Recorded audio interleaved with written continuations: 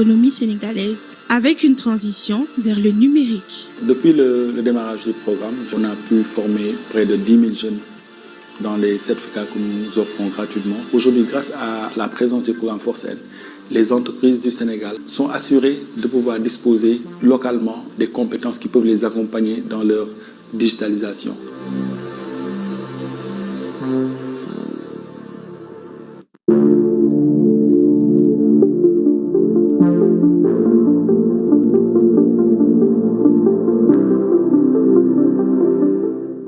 Pour contribuer fortement au développement de l'emploi et de l'employabilité des jeunes dans le numérique au Sénégal, Force N, formations ouvertes pour le renforcement des compétences pour l'emploi et l'entrepreneuriat dans le numérique, a été mise en place au Sénégal depuis quelques années par l'université numérique Cheikh Hamidou Kane avec l'accompagnement de la fondation Mastercard.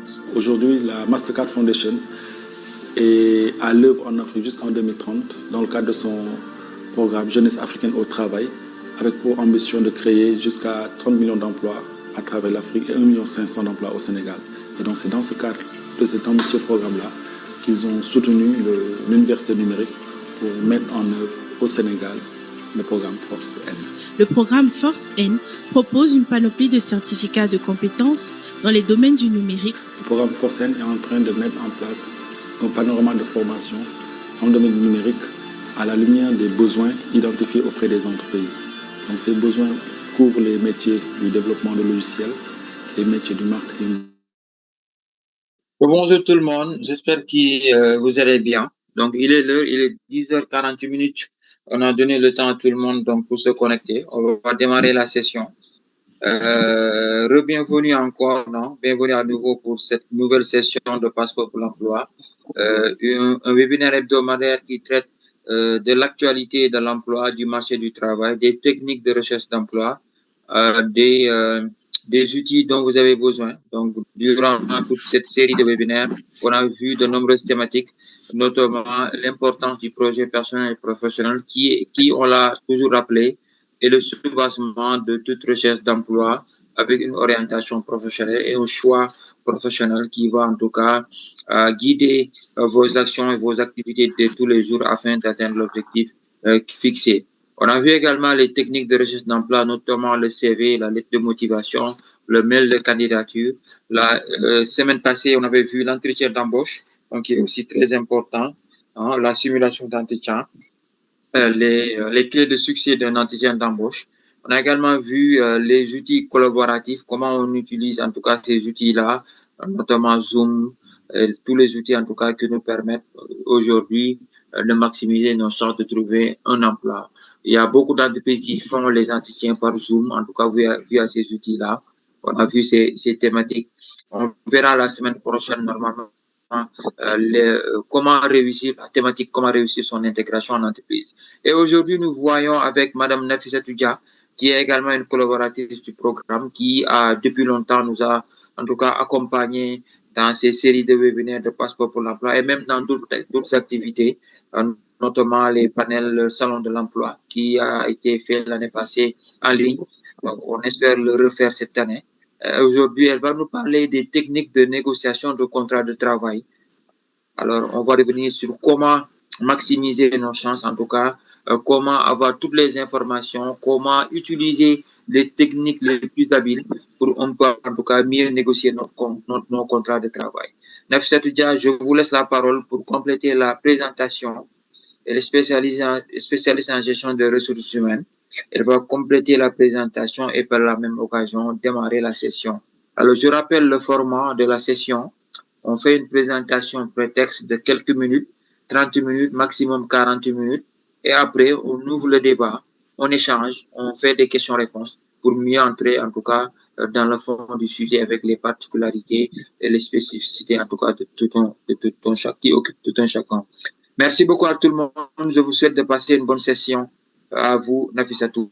Bonne session à tout le monde. Merci beaucoup, Monsieur Top. Bonjour à tous. Alors, moi, je m'appelle Nafissa Toudia. Je suis gestionnaire du capital humain de formation avec 10 ans d'expérience comme DRH au sein de l'administration sénégalaise. Alors, c'est un plaisir de vous retrouver aujourd'hui dans le cadre de ce module relatif aux techniques de négociation de contrat de travail.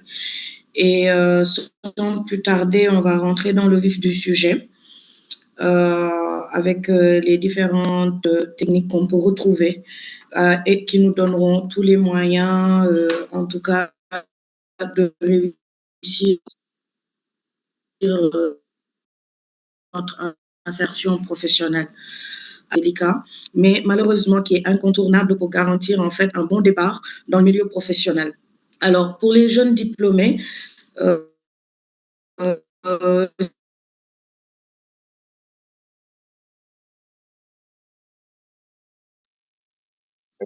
On vous a perdu. Source de frustration prolongée.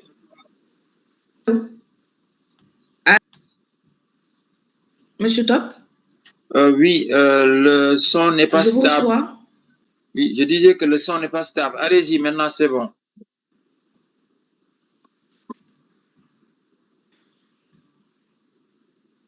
D'accord. Donc, je disais à l'entame de mon propos, donc, que la négociation est malheureusement un point qui est incontournable pour garantir un bon départ dans le milieu professionnel, surtout pour les jeunes diplômés. Car tu sois le point de départ d'une carrière prometteuse, je dirais même fructueuse. Oui, oui, monsieur Top. Est-ce que vous avez mis des écouteurs? Parce que c'est oui, haché. Monsieur Top, je vous reçois. C'est haché à notre niveau, on ne vous reçoit pas bien. Donc, c'est haché, la communication. Non, je n'ai pas du tout d'écouteurs. Je n'ai pas d'écouteurs. Je parle de vive voix devant la machine. Bon, allez-y, on va réessayer parce que ça c'est haché, quoi. C'est peut-être la connexion qui n'est pas stable. C'est haché.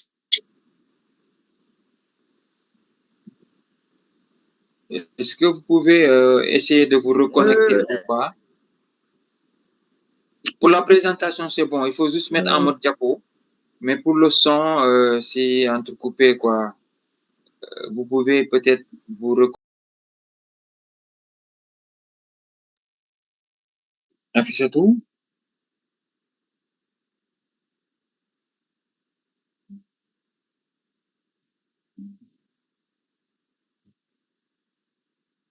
Alors, on patiente encore quelques minutes. Donc, Nafissatou est reconnecté. Donc, désolé pour ces problèmes techniques. Je disais donc à l'entame de mon propos que nous sommes là, donc, comme vous le savez, pour parler des techniques de négociation du contrat de travail, qui est une étape incontournable donc, pour garantir un bon départ dans le milieu professionnel, surtout pour les jeunes diplômés qui se lancent dans le marché du travail.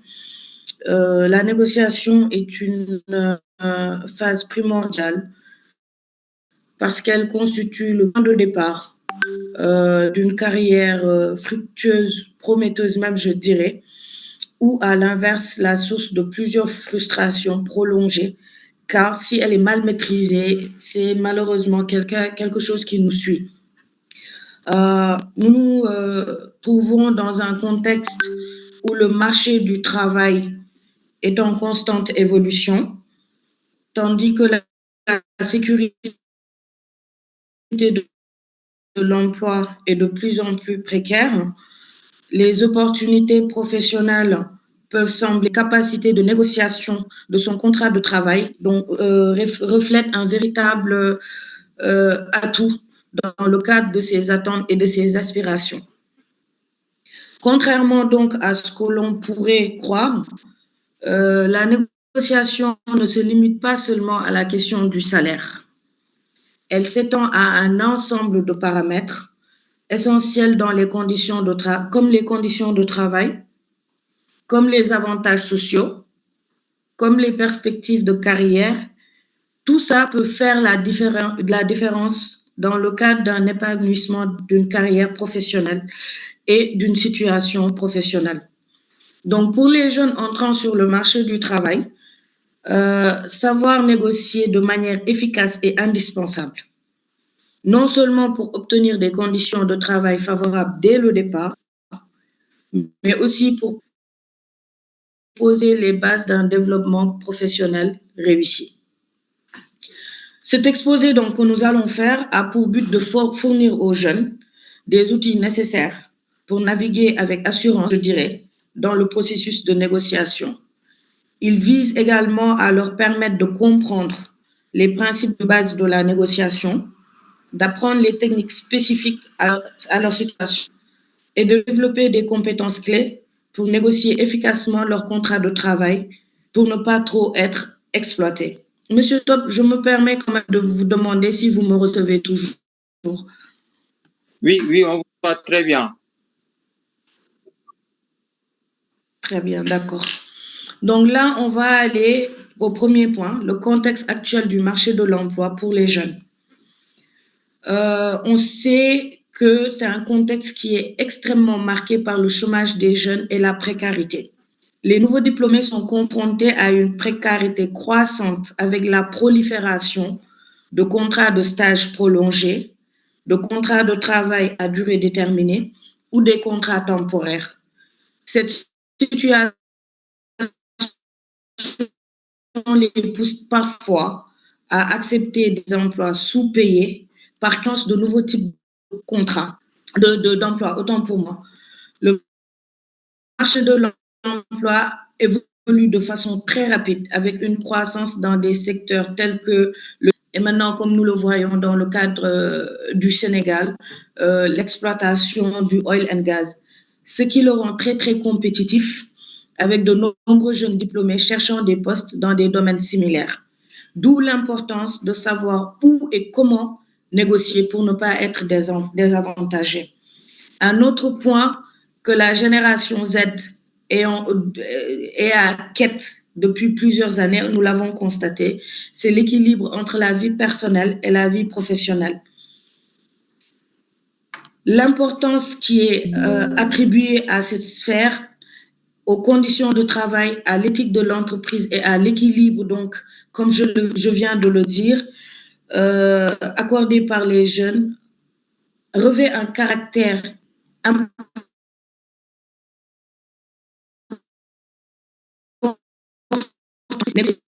négocier la faisabilité d'un télétravail ou d'autres formes de flexibilité qui deviennent aujourd'hui une nouvelle tendance. Un autre aspect, la contractualisation flexible et le freelance. De plus en plus d'entreprises proposent des contrats flexibles. Soit c'est à temps partiel ou soit c'est en freelance.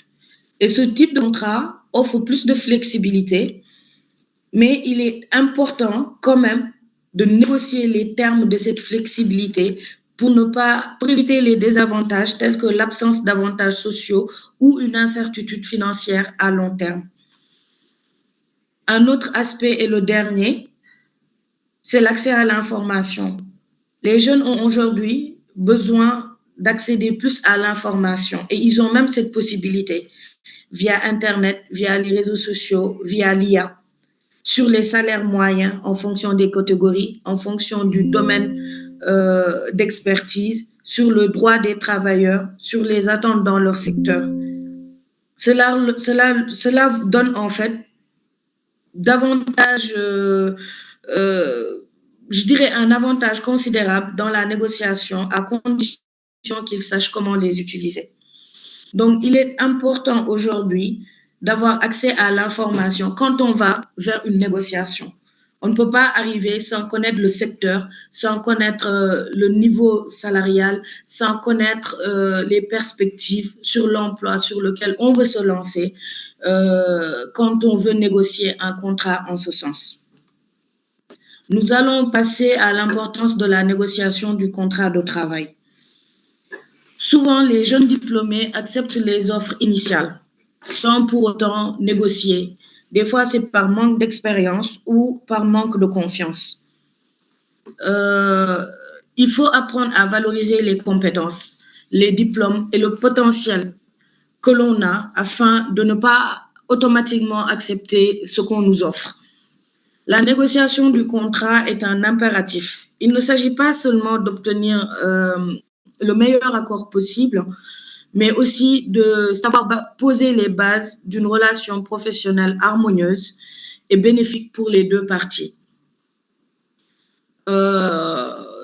L'importance de la négociation du contrat de travail réside sur 3 points. Prendre un bon départ professionnel, se préparer pour le long terme et réduire les déséquilibres de pouvoir. Ce que je veux dire par prendre un bon départ professionnel, c'est qu'aujourd'hui, le premier emploi est souvent déterminant pour le reste de la trajectoire d'une carrière.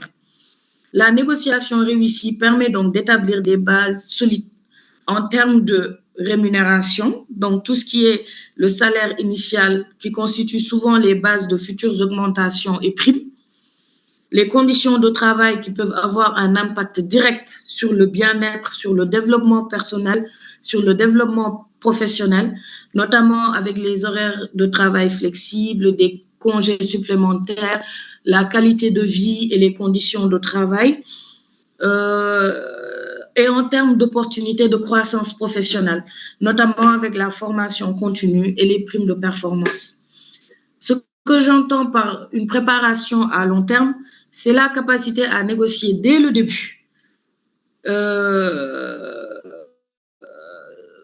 Cette capacité, en fait, peut avoir un effet positif sur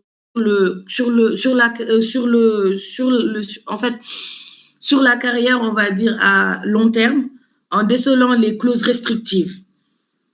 Certains contrats incluent des clauses qui peuvent limiter les opportunités futures, comme les clauses de non-concurrence, la mobilité ou le départ. Donc, savoir bien négocier permet de revoir ces clauses afin de ne pas s'auto-pénaliser pour des options futures. La réduction du déséquilibre de pouvoir veut dire qu'aujourd'hui, les employeurs ont souvent plus d'exigences dans les négociations et peuvent proposer des contrats qui maximisent leur avantage à eux. Les jeunes doivent comprendre, ou alors les jeunes diplômés, je dirais, doivent comprendre qu'ils ont aussi des arguments intellectuels ou encore la rareté de certaines compétences. La compréhension du contrat de travail. Avant de se lancer dans une négociation, il est fondamental de bien comprendre les différentes composantes d'un contrat de travail. Et c'est ainsi que nous allons voir les principaux éléments à analyser. Il s'agit de la nature du contrat. Regardez toujours quel type de contrat vous est proposé. Est-ce un CDD? Est-ce un CDI? Est-ce un contrat temporaire? Est-ce un contrat de stage? Et en fonction des nouveaux secteurs émergents qui ne prennent pas forcément, dont le travail ne nécessite pas ou alors ne permet pas d'avoir un CDI du fait de la ponctualité du service à faire, il est important de voir quel type de contrat nous est proposé. Dans les contrats, il y a ce qu'on appelle également la période d'essai. Il est important de s'attarder sur cette période d'essai. Pourquoi? Parce qu'il est important de voir, clarifier les attentes sur cette période d'essai. Ce qui est important de savoir et qu'on oublie souvent, c'est que la période d'essai est renouvelable une seule fois, sous condition d'un accord préalable des parties. L'employeur peut aujourd'hui dire je juge que c'est un talent, mais je veux encore en avoir l'assurance avant de confirmer. Et donc, dans ce cas, si il s'agit de l'initiative, et c'est souvent de l'initiative de l'employeur qui veut renouveler cette période d'essai, il doit en informer le salarié 5 jours au moins avant la fin de la période d'essai lorsqu'elle est d'1 mois dans le contrat initial et 15 jours au mois avant la fin de la période d'essai lorsque cette période d'essai était estimée à 3 mois dans le contrat initial. Il est important également de s'attarder sur la description du poste. Sur la description du poste, il s'agit là de voir les tâches et les responsabilités qui vous sont attribuées. Est-ce que c'est en phase avec vos compétences? Est-ce que c'est en phase avec vos capacités? Est-ce que c'est en phase avec ce pourquoi vous avez postulé à cet emploi-là? Il est important de s'attarder sur la rémunération. Quel est le salaire qui vous est proposé par rapport à votre expérience, par rapport à votre compétence, par rapport à ce que vous êtes sûr de pouvoir apporter à l'entreprise? Quelles sont les primes? Quels sont les bonus? Il est important de s'attarder sur les horaires de travail, sur la flexibilité qui vous est proposée. Est-ce que ces horaires de travail sont en lien avec le code du travail en vigueur au Sénégal si vous évoluez au Sénégal? Attardez-vous également sur les avantages sociaux, notamment les assurances maladie, vous et vos familles, sur les congés payés, sur les primes, souvent de performance, et sur les formations dans le cadre d'une évolution professionnelle. Regardez les clauses spécifiques. Les clauses spécifiques, généralement, regroupent les conditions de départ et les clauses de départ, la mobilité et les clauses de non-concurrence. Souvent, il y a des clauses dans les contrats qui, une fois que vous quittez, vous réduisent vos opportunités de carrière. Donc, il est important de pouvoir se projeter. Je suis là pour un moment, je suis là pour un long terme. Et si je dois quitter, qu'est-ce qui pourrait être un frein au développement de mes compétences? Qu'est-ce qui pourrait être un frein au développement de ma carrière? Sur les points spécifiques à négocier, donc je disais, ce que je venais de vous présenter, c'était les points principaux à analyser. Et parmi ces points principaux à analyser, il y a des points spécifiques à négocier. Et les points spécifiques à négocier, à mon sens, restent le salaire, parce que c'est vrai, on travaille, c'est pour gagner notre vie. Donc, c'est le salaire en général. C'est les avantages sociaux en termes d'assurance santé, en termes de retraite et autres avantages si l'entreprise propose, sur les flexibilités et horaires de travail. Dans la flexibilité, je parle du télétravail, sur les conditions de travail, donc les congés payés, la formation continue, les opportunités de développement personnel. Et ce que je disais tantôt sur la clause de résiliation, négocier les conditions de départ avantageuses telles que les motifs de rupture clarifiés. Il s'agirait là de limiter les motifs de résiliation à des cas bien définis, faute grave, insuffisance avérée, pour vous protéger contre des ruptures abusives. Sur les clauses de résiliation, négocier également les indemnités de départ, négocier des indemnités de résiliation supérieures au minimum légal pour vous offrir une meilleure sécurité financière en cas de rupture anticipée. Vous pourrez également négocier sur des préavis adaptés, c'est-à-dire définir une durée de préavis raisonnable qui vous permettrait aujourd'hui de vous préparer vers une transition à un nouvel emploi. Il faut également rappeler, dans le cadre des clauses spécifiques, il y a la mobilité. Donc, essayez de définir plus que possible les limites géographiques claires dans les clauses du contrat, parce que souvent, sur les contrats, il y a la clause de mobilité, parce que l'entreprise peut vous affecter en fonction du territoire, en fonction de sa zone d'intervention. Donc, essayez pour votre équilibre vie pro et vie professionnelle de définir des limites géographiques claires qui vous permettent d'éviter des affectations qui perturbent la vie familiale ou personnelle, par exemple. Toujours dans la mobilité, négocier les conditions de mise en œuvre, les délais de prévenance raisonnables, par exemple, pour s'adapter aux nouvelles conditions que vous allez trouver là-bas. Toujours dans le cadre de la mobilité, négocier les compensations financières, prévoir des indemnités de mobilité, donc tout ce qui est frais de déménagement, de relogement, etc., en cas de changement de lieu important.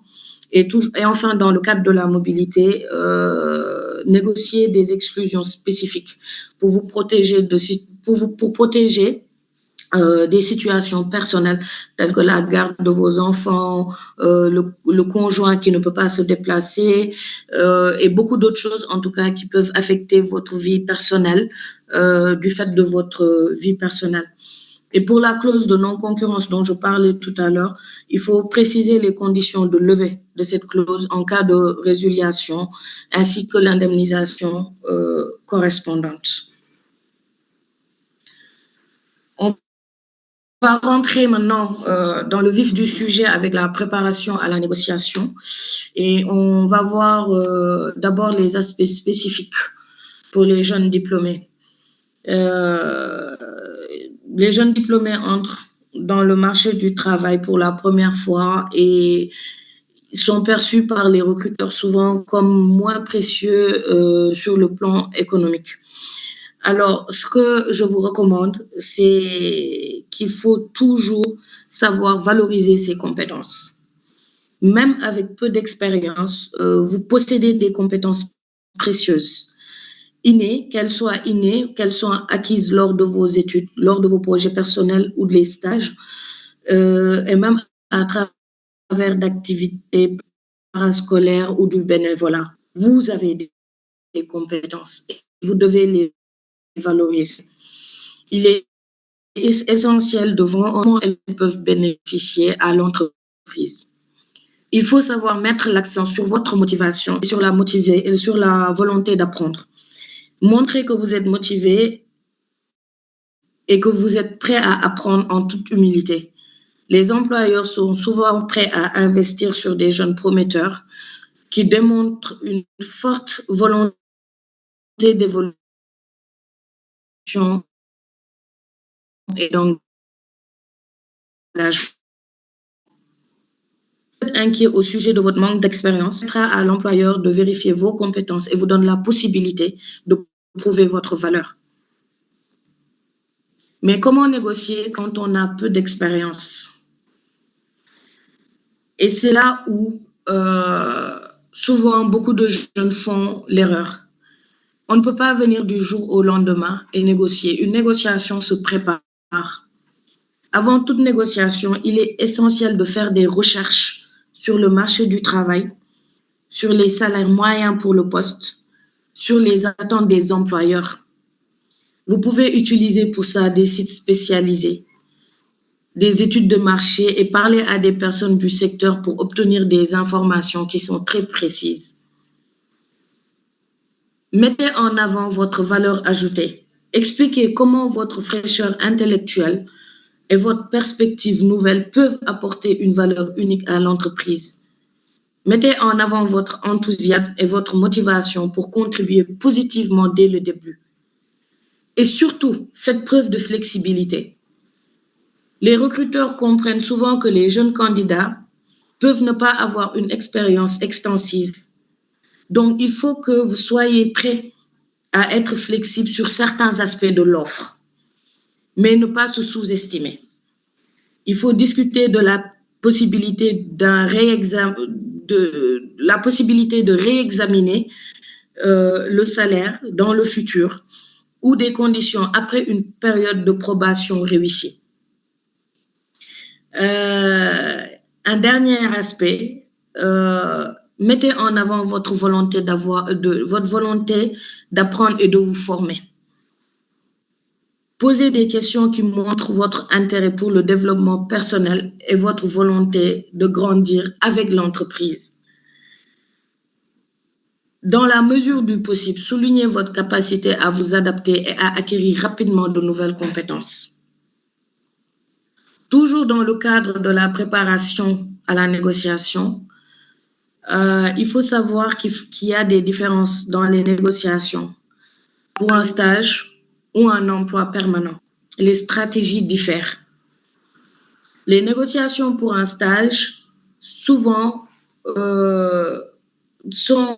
n'ont pas les mêmes objectifs, ni la même durée, et par conséquent, les objectifs, comme je l'ai dit, diffèrent. Pour les stages, on a un objectif d'apprentissage. Aujourd'hui, on ne peut pas vous proposer un stage et que vous négociez un salaire comme si vous aviez l'expérience, l'expertise pour ce poste. Dès le départ, il faut vous mettre dans la tête que c'est un stage, donc vous y allez. Et souvent même, ce qu'on voit au Sénégal, au niveau des contrats de stage, il n'y a pas de négociation parce qu'il y a un décret de 2015 qui organise tout ça. Sur les types de stages, ce qui est attendu, le stage d'incubation, le stage d'apprentissage, etc. Souvent, il y a un barème qui est là. Et sur les autres aspects, il y a le décret qui règle tout cela. Quand vous avez un objectif d'apprentissage et l'acquisition d'expérience, concentrez-vous sur les opportunités telles que le mentorat, la qualité de l'expérience professionnelle que le stage peut vous garantir. Parce que là-bas, les avantages sont non financiers. Il s'agit surtout de valoriser les opportunités de réseautage.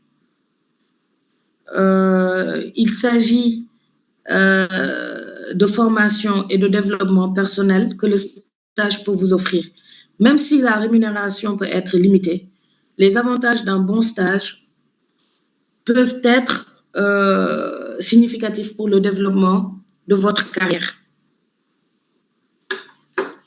En ce qui concerne les emplois permanents, la stratégie diffère. Pour les emplois permanents, les objectifs sont d'abord financiers, la rémunération et les avantages. La négociation des conditions salariales et des avantages sociaux, comme je l'ai rappelé tout à l'heure, reste fondamentale dans ce cas. Il faut faire des recherches approfondies sur les standards du marché et sur ce que l'entreprise vous propose. Il faut négocier sur les perspectives de carrière, discuter des opportunités d'avancement professionnel, de la formation continue et des possibilités de progression au sein de l'entreprise. Parce que là, en fait, il faut vous assurer de comprendre comment l'emploi peut évoluer et quelles sont les opportunités de développement. Renseignez-vous sur la culture d'entreprise. Il est nécessaire de pouvoir être dans un environnement où les valeurs édictées, où les valeurs promulguées sont en phase avec vos valeurs à vous pour vous garantir un épanouissement professionnel au sein de cette entreprise-là. Évaluez si la culture de l'entreprise correspond à vos valeurs et à vos attentes. La négociation peut aussi inclure des aspects qui sont liés, comme je l'ai dit tout à l'heure, à la qualité de vie et aux conditions de travail. Sur les stratégies pour valoriser les avantages financiers, sur les avantages non financiers, autant pour moi, il est essentiel dans la fraction de votre travail et dans la progression de la carrière que les avantages non financiers puissent être compensés par, on va dire, des avantages, si je peux l'appeler comme ça, en nature, tels que la formation et le développement. C'est-à-dire aujourd'hui, soyez prêts à revoir votre fourchette salariale si il vous est proposé, ou alors si vous pouvez proposer à la place sur l'importance d'avoir des opportunités de formation continue et de développement personnel au sein de l'entreprise. Les employeurs qui investissent dans la formation de leurs employés offrent souvent une valeur ajoutée significative pour la progression de carrière. Et dans le cadre justement de l'évolution de la carrière, il y a des opportunités de progression. Il est essentiel d'examiner s'il y a des opportunités de progression au sein de l'entreprise. Une position avec des possibilités claires d'avancement et de croissance peut être plus précieuse à long terme qu'un salaire qui est initialement plus élevé sans perspective d'évolution. Nous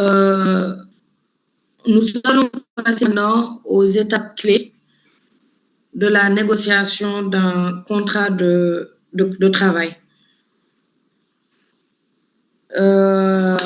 Pour préparer efficacement la négociation d'un contrat de travail, il y a des étapes à suivre. Et parmi ces étapes, il y a la recherche d'informations. Sur la recherche d'informations, il s'agit de connaître l'entreprise, la culture de l'entreprise, les valeurs de l'entreprise et la structure même de l'entreprise. Sur le poste, il faudrait que vous compreniez les responsabilités qui seront attendues, les responsabilités et les attentes qui seront attendues de vous et les perspectives de développement. Sur le marché, il est important de se renseigner sur le niveau de salaire et les conditions de travail pour des postes similaires dans le secteur. Toujours dans les étapes clés de la négociation, il faut évaluer les objectifs personnels. Notamment, donc, comme on l'a dit depuis tout à l'heure, il s'agit de définir vos propres objectifs et priorités, mais il faut que vous soyez prêts, comme je l'ai dit, à faire des compromis sur certains aspects, tout en maintenant vos objectifs principaux. Sur le salaire, posez-vous la question, quel est le salaire minimum acceptable pour ce poste, pour ce niveau d'études, pour ce niveau de qualification, pour l'expérience que vous avez? En termes d'avantages, quels sont les avantages? Donc, tout ce qui est assurance, congé, prime, bonus, quels sont parmi tout ça ce qui est le plus important pour vous? Relativement à l'équilibre de vie personnelle et professionnelle, demandez-vous quel est votre besoin en termes de flexibilité et de temps libre. Quand vous aurez les réponses à ces questions, vos propres réponses, vous pourrez voir sur quels aspects vous avez à faire des compromis, oui ou non.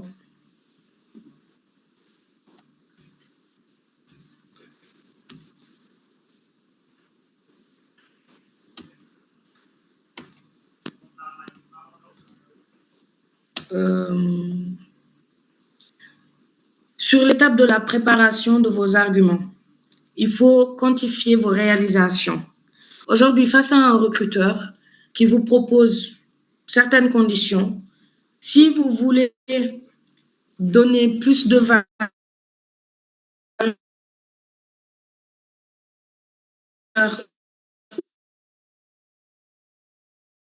ou alors arriver à convaincre ce recruteur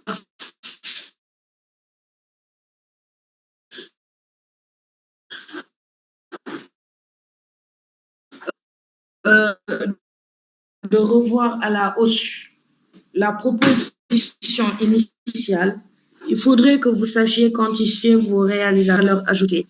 Ça peut être des stages durant vos projets professionnels qui puissent être palpables et qui pourra valeur ajoutée au sein de son entreprise.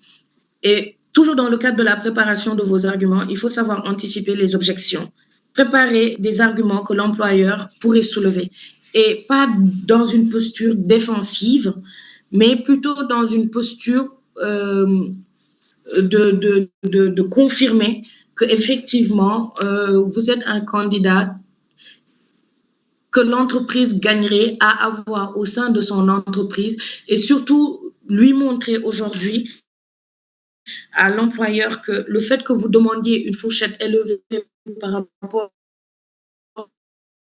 à la fourchette qui vous est proposée ou alors faire des compromis sur des avantages en nature, à long terme, ne signifierait rien pour l'entreprise par rapport à ce que vous allez. Maintenant, aux techniques de négociation du contrat exposé, la négociation est un moment clé pour tous les candidats.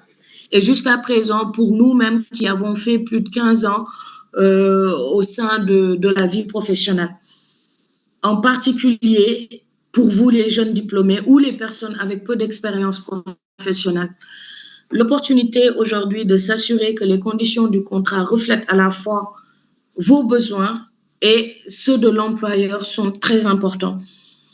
Il y a une recommandation, par contre, ultime à intégrer dès à présent. Avant d'introduire la discussion sur le salaire, il faut laisser à l'employeur montrer un réel intérêt pour votre candidature. Il faut savoir quand aborder le sujet du salaire ou des avantages. En effet, demander trop tôt pourrait nuire à vos chances en donnant l'impression que vous êtes trop axé sur l'aspect financier. Il faudrait surtout vous concentrer d'abord sur vos compétences, sur vos qualifications, sur les attentes du poste pour montrer comment vous pouvez ajouter quelque chose, comment vous pourrez être une valeur ajoutée pour l'entreprise. Une fois que cet intérêt est campé, que vous auriez démontré votre savoir-faire, votre savoir-être, que votre profil répond à ce qui est recherché par cette entreprise, vous serez dans de meilleures dispositions maintenant de justifier votre demande par une compensation salariale. Et c'est ainsi qu'on va voir les différentes techniques de négociation qui peuvent être utilisées pour garantir une entente favorable tout en conservant une relation professionnelle. On va en citer quelques-unes. On a l'art du compromis. L'art du compromis, c'est ce que j'ai brossé tout à l'heure dans l'exposé. C'est le principe de concession mutuelle.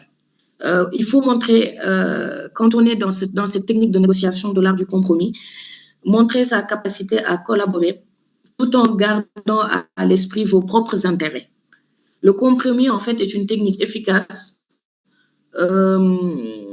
lorsque la marge de manœuvre sur le salaire est limitée. Par exemple, si l'employeur ne peut pas répondre à votre demande salariale, vous pouvez proposer des avantages alternatifs, tels que des jours de congés supplémentaires, des options de télétravail ou des formations professionnelles. Il s'agit de rester flexible tout en vous assurant que les compromis faits sont en accord avec vos objectifs essentiels.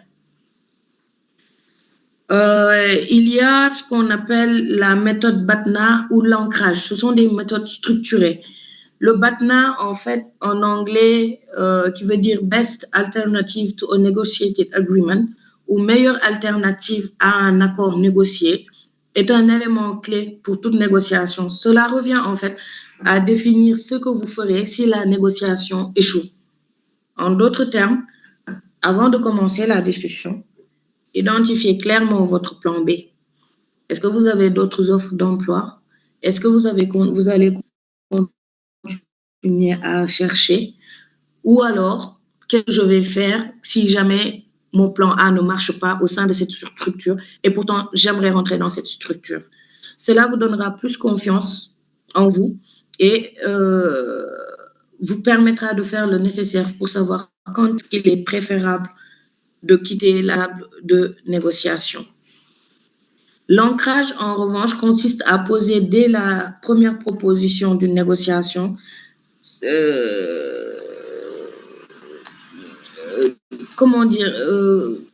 la première proposition lors d'une négociation qui peut fortement influencer la suite des discussions.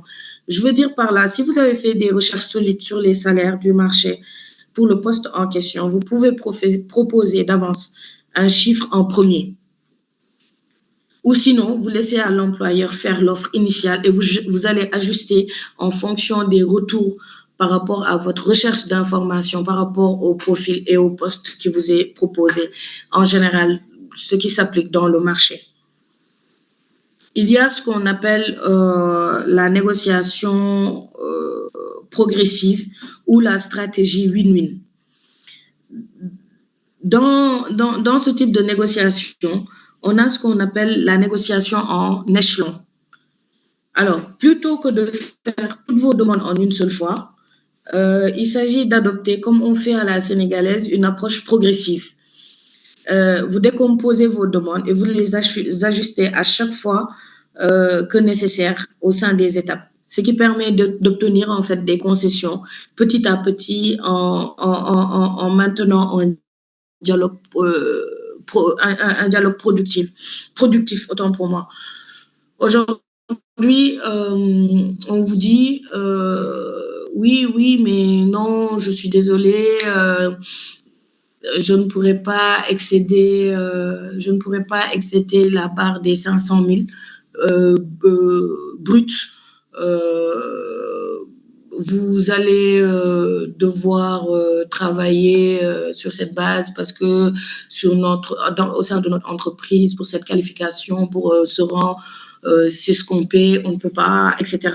Vous pouvez leur dire, à partir de ce moment, compte tenu du fait que ce qui se fait sur le marché par rapport à mon expérience, par rapport à mon diplôme, est-ce qu'il est possible, je suis d'accord sur la base des 500 000, mais est-ce qu'il est possible dans ce cas d'être 3 jours en entreprise et 2 jours en télétravail, sachant qu'in fine, les objectifs qui me sont fixés seront atteints, je serai performant.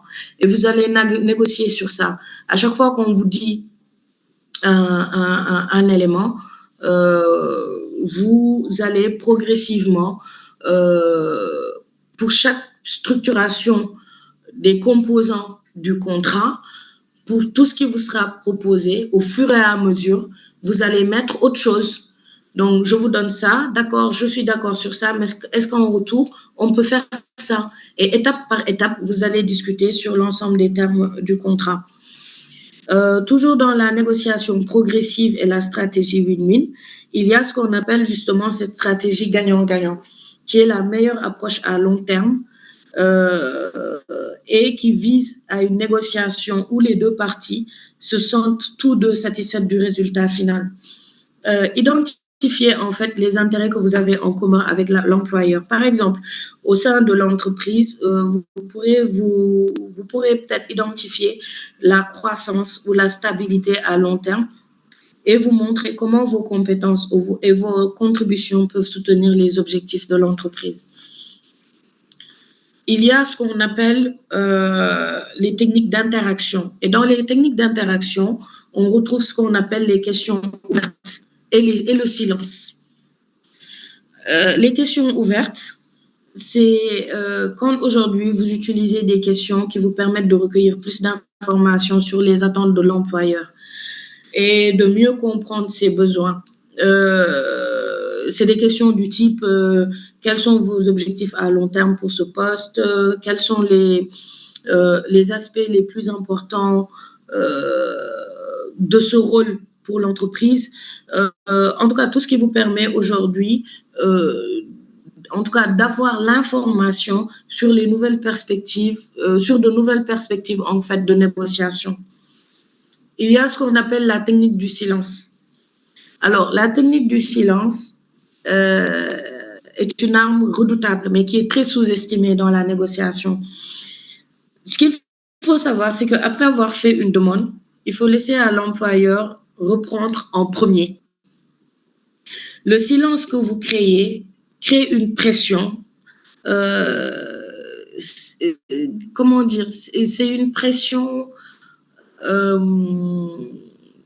je dirais pas non volontaire parce que c'est préparé, c'est le but, mais en tout cas, c'est subtil. C'est une pression qui est subtile et qui incite l'autre partie, donc l'employeur que vous avez face à vous proposer des conditions avantageuses. Il y a dans les techniques de négociation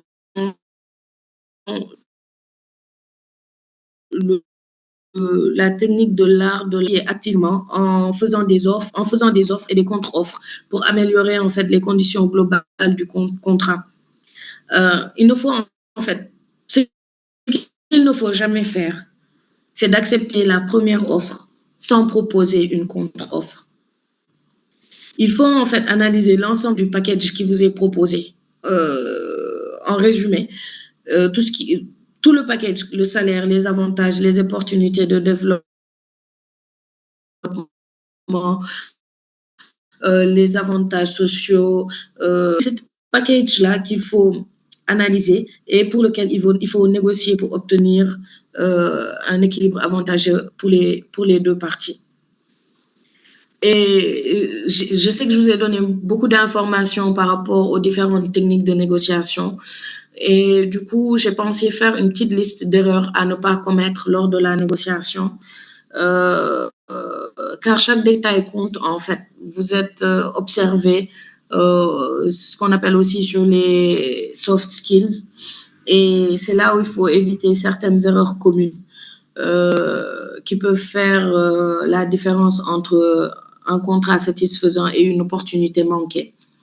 Et j'ai listé parmi ces erreurs le manque de préparation. Ça, par contre, c'est une erreur stratégique. Parce que arriver à la table de négociation sans préparation, c'est probablement la plus grande erreur qu'un chercheur d'emploi peut commettre. Un candidat mal informé sur les salaires standards, mal informé sur les avantages courants ou la culture d'entreprise est en position de faiblesse face aux recruteurs. Une bonne préparation implique donc de connaître les offres du marché sur des postes similaires, mais aussi de comprendre ses propres compétences et la valeur ajoutée que l'on peut apporter à l'entreprise. Renseignez-vous. N'hésitez pas à vous renseigner sur la santé financière de l'entreprise. Cela peut vous donner des indices sur leur flexibilité budgétaire et donc leur marge de manœuvre dans le cadre de la négociation. Évitez de vous focaliser uniquement sur le salaire. C'est une vision très limitée. On peut se trouver dans des situations où on n'a pas un salaire élevé, mais les avantages qu'on a font que le salaire nous suffira. Enfin, nous suffira, c'est indélicat de le dire, mais en tout cas, les avantages en nature que nous propose le poste, le contrat, en tout cas, équilibre le niveau de salaire que l'on perçoit. Donc, il ne faut pas considérer uniquement le salaire comme élément central de la négociation. Il ne faut pas, donc, comme je viens de le dire, négliger les autres aspects et les opportunités que l'on pourrait avoir, que l'on pourrait avoir en termes d'avantages en nature. Je préférerais largement avoir la possibilité d'être en télétravail 3 fois dans la semaine en contrepartie d'une baisse de salaire plutôt que du lundi au vendredi, par exemple. Un bon négociateur saura donc élargir le champ de la discussion et voir donc des aspects au-delà du numéraire. Il faut éviter de sous-estimer sa valeur. Ayez confiance en vous. C'est pas parce que vous êtes de jeunes diplômés que vous devez vous sous-estimer sur le marché par manque d'expérience. En fait, il est à chaque fois essentiel de vous rappeler que les recruteurs ne cherchent pas seulement une personne avec de l'expérience, même si ce n'est pas négligeable, mais ils cherchent également des compétences, du potentiel et des soft skills. Aujourd'hui, on peut être diplômé, on peut avoir le diplôme le plus élevé, avoir les compétences techniques. Mais malheureusement, on n'a pas cette capacité managériale à gérer une équipe. Parce qu'au-delà de la technicité, pour manager une équipe, il faut des soft skills. C'est des relations entre humains. Et les relations entre humains ont un sous-bassement. Et ces sous-bassements sont basés sur ce qu'on appelle le soft skills, le savoir-être, le savoir-vivre. Et c'est des éléments qui ne sont plus à négliger dans le marché du travail au sein de l'entreprise, parce que c'est des éléments qui aujourd'hui, si le salarié, si le manager ne l'a pas, peut créer une contre-performance au sein de l'entreprise. Donc, il faut pas mettre il faut pas hésiter, en tout cas, se mettre des barrières. Vous avez des compétences, qu'elles soient, comme je l'ai dit à l'entame de mon propos, qu'elles soient acquises ou qu'elles soient innées, que vous ayez acquises durant les études, les stages, les activités extrascolaires. Tout ça peuvent conduire aujourd'hui à ce que vous travaillez sur votre confiance, mais surtout éviter de vous sous-estimer. Il faut également, je l'ai dit tout à l'heure, éviter d'accepter la première offre sans négocier. vous allez perdre énormément d'opportunités.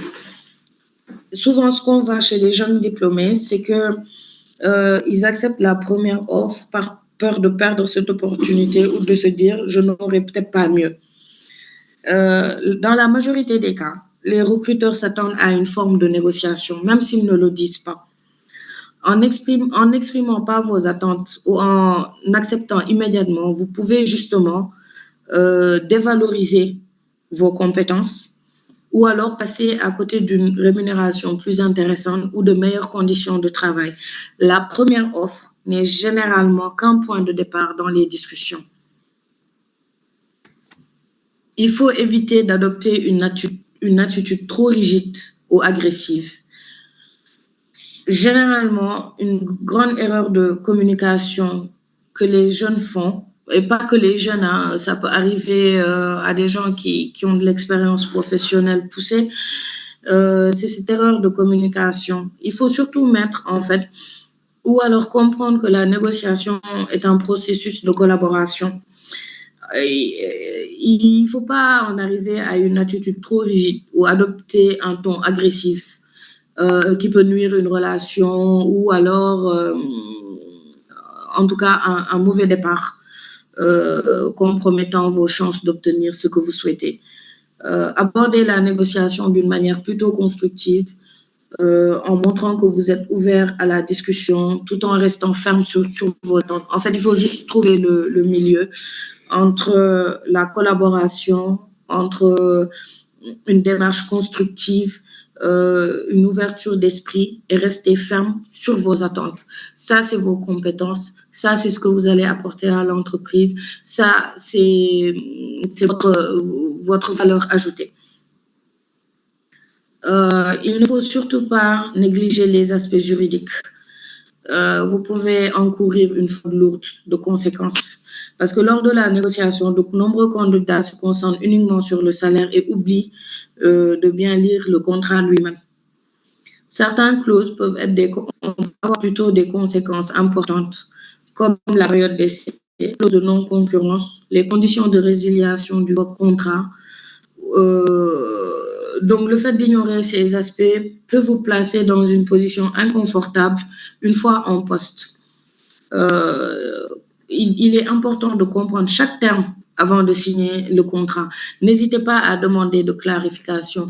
N'hésitez pas non plus à demander un délai de réflexion. Ce qui est également à éviter, c'est de surévaluer ses attentes.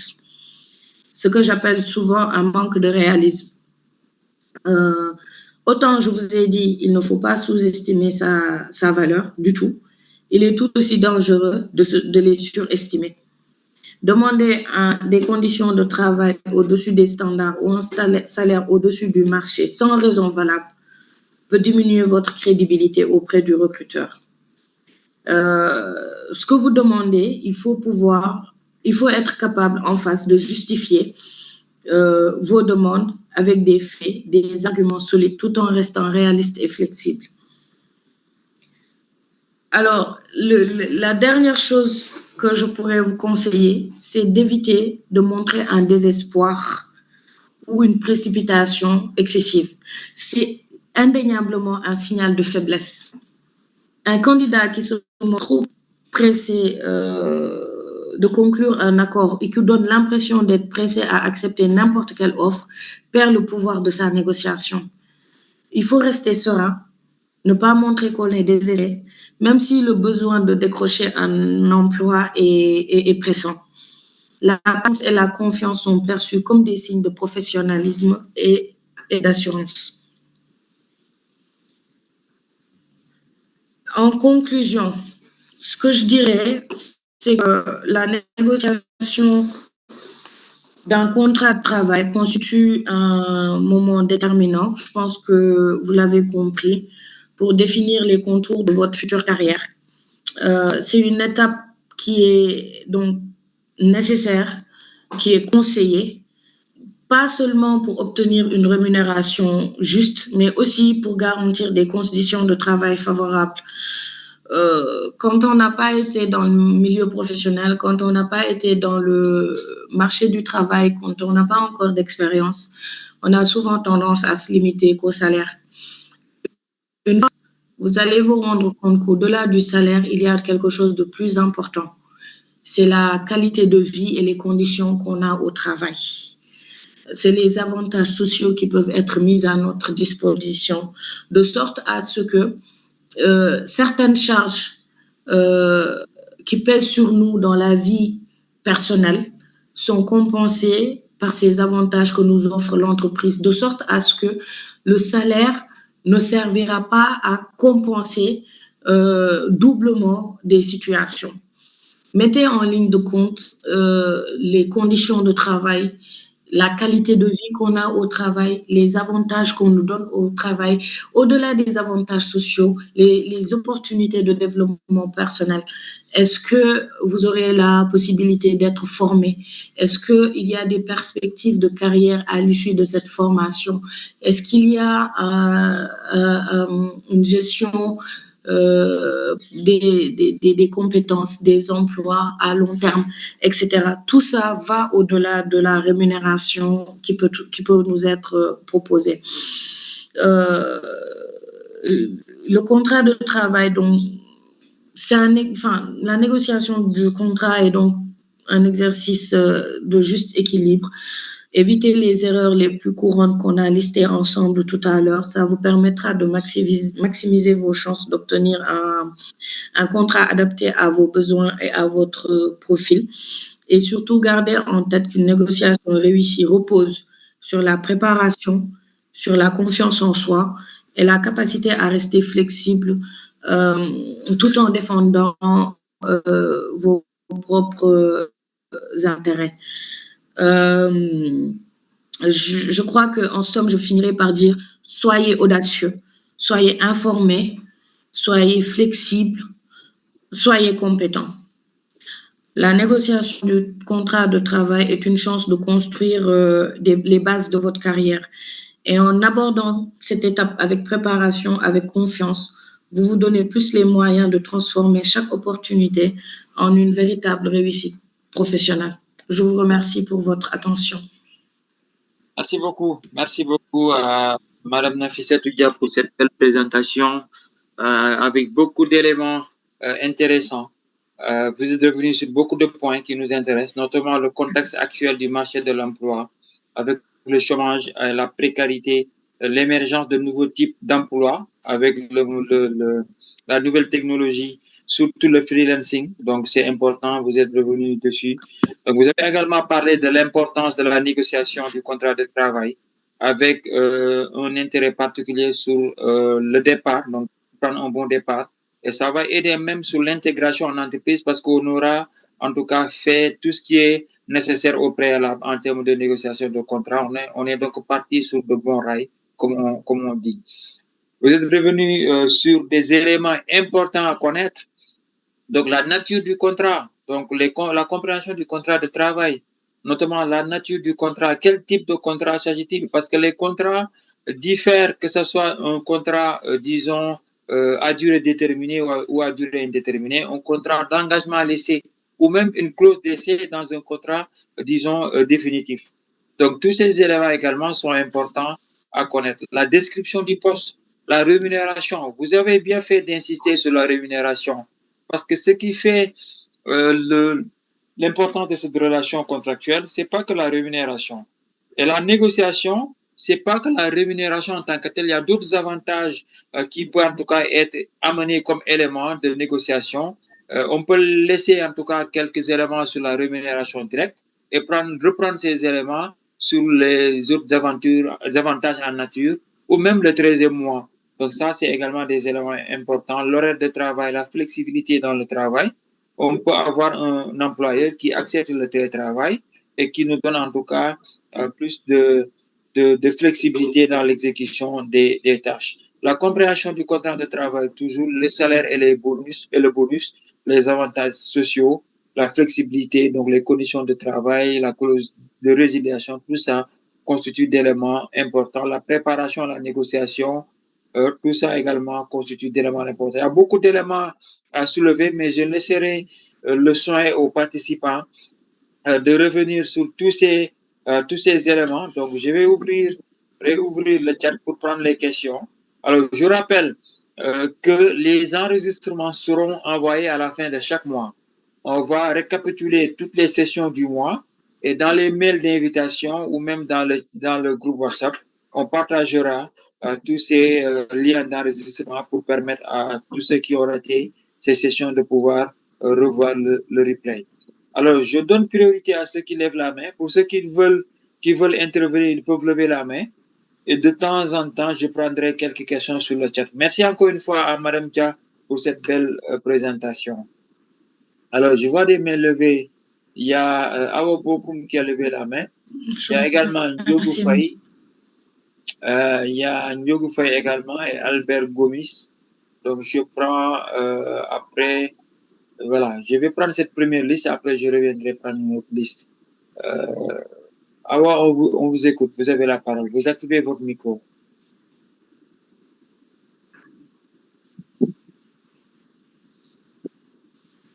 Awa, est-ce que vous êtes là, Awa Bokoum? Alors, Awa ne répond pas. Ndiogu Faye, est-ce que vous êtes là? Ndiogu, on vous écoute. Ndiogu, on ne vous entend pas. Vous avez activé le micro, mais on ne vous entend pas. Awa, vous activez le micro à votre niveau. Vous cliquez sur plus et vous activez le micro. Ndiogu ne répond pas aussi. Ok, je vais commencer d'abord par vous remercier à vous, M. Top, et à Mme Ba pour la belle présentation. En fait, ma question pour Mme Ba, c'est de savoir quelle est la différence entre la période d'essai et le stage. Ça, c'est ma première question. Et la deuxième question, comme nous sommes en Afrique, particulièrement au Sénégal, dans un pays où le droit de travail n'est pas respecté avec rigueur, et vu que la population est majoritairement jeune et en chômage, est-ce que réellement les jeunes ont une possibilité réellement de pouvoir négocier leur contrat de travail? Vu que la concurrence et les postes, la demande est beaucoup plus forte que l'offre. Merci. Merci beaucoup, Albert, pour ces questions. Madame Dia, la première question, différence entre stage et contrat d'essai. Alors, merci beaucoup, monsieur Nafissatou. Alors, le contrat d'essai, enfin, le contrat d'essai, la période d'essai et le stage diffèrent parce que ce n'est pas vraiment les mêmes objectifs. Souvent, oui. Oui, c'est haché à un moment. Allez-y, on vous reçoit. Vous m'entendez? Oui, allez-y, on vous reçoit. Allez-y. Allô? Oui, on vous reçoit bien, Madame Dia. Nafissatou. Nafissatou, est-ce que vous m'entendez?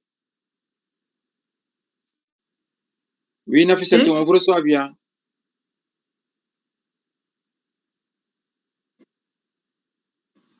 Nafissatou? Allô? Oui, Nafissatou, on vous reçoit. Est-ce que vous pouvez vous... Allô? Objectifs. Quand on parle d'engagement à l'essai,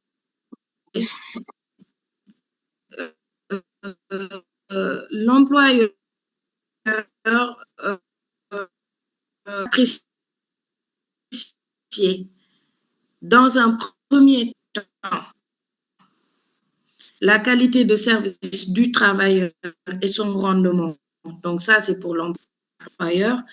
Et pour le demandeur d'emploi, il cherche à avoir les comptes sociaux dans l'entreprise dans laquelle il va, en termes de prétendre à un contrat par intermédiaire, un CDD. De stage, depuis 2015 en tout cas, on y voit 4 objectifs différents.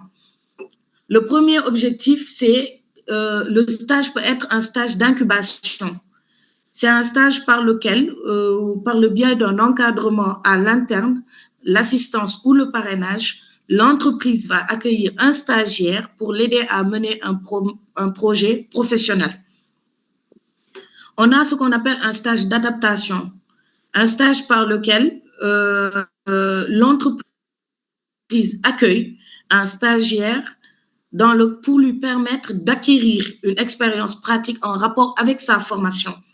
On a ce qu'on appelle un stage pré-embauche, qui est un stage par lequel l'entreprise accueille le stagiaire en vue d'une embauche définitive à l'issue d'un stage. Et même à l'issue de ce stage, dans le contrat, ça va être négocié pour le contrat définitif, parce que si la période de stage a été concluante, l'entreprise peut décider et le considérer comme si c'était une période d'essai. Mais à condition que ce stage était un stage de pré-embauche. Et il y a enfin ce qu'on appelle un stage de requalification. Le stage de requalification est un stage par lequel l'entreprise assure à un jeune diplômé formé pour un métier donné une qualification.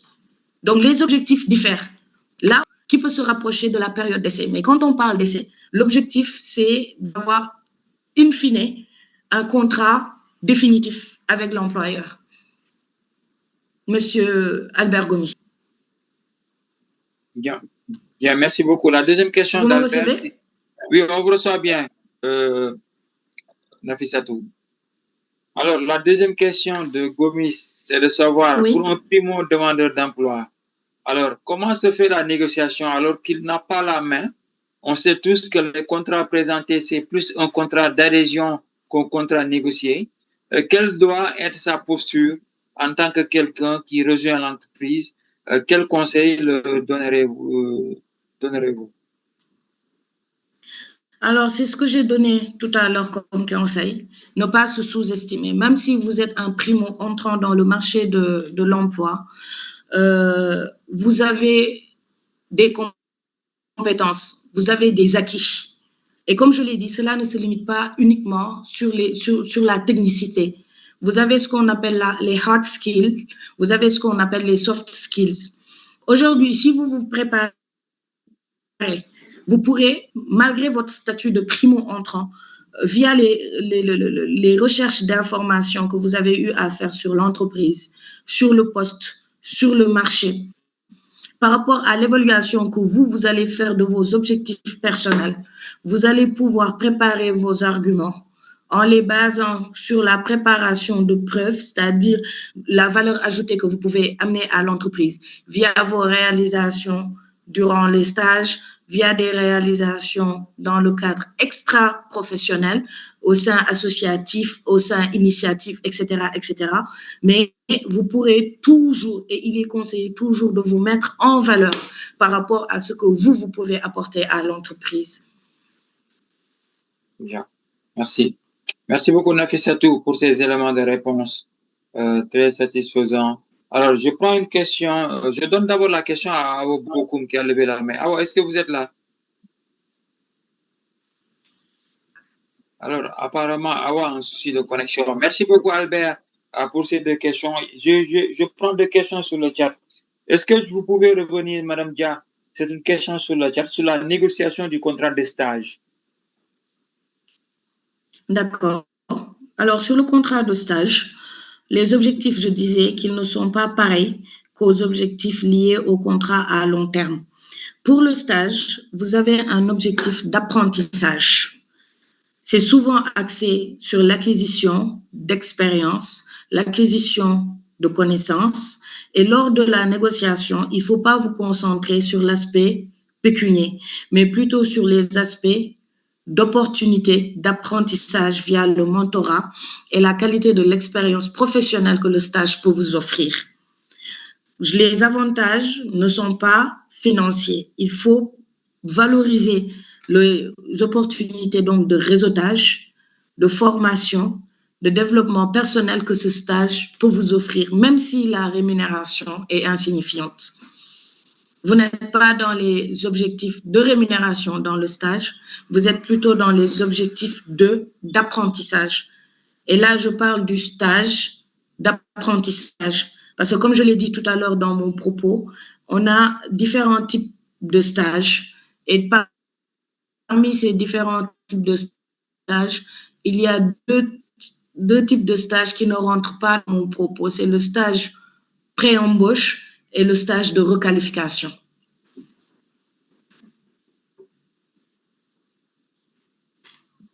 Merci beaucoup. Merci beaucoup, Nafissatou, pour ces éléments de réponse. Je reviens sur une question, toujours dans la négociation. Qu'est-ce qu'on peut retenir de la flexibilité? C'est quoi la flexibilité dans la négociation? C'est quoi être flexible?